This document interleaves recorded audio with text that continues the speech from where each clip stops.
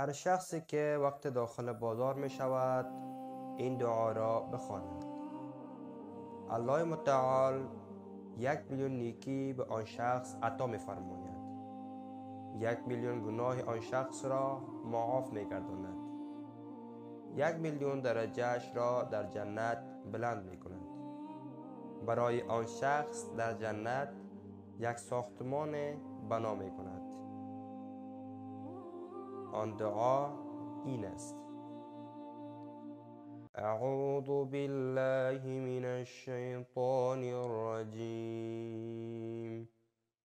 بسم الله الرحمن الرحیم، لا اله الا الله وحده لا شريك له، له الملك وله الحمد، يحيي ويميت وهو حي لا يموت، بيده الخير وهو على كل شيء قدیر.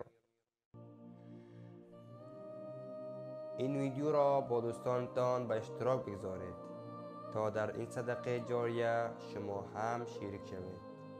لایک و سابسکرایب نمایید و اگر سوال دارید در بخش کامنت ها برای ما بنویسید. تشکر.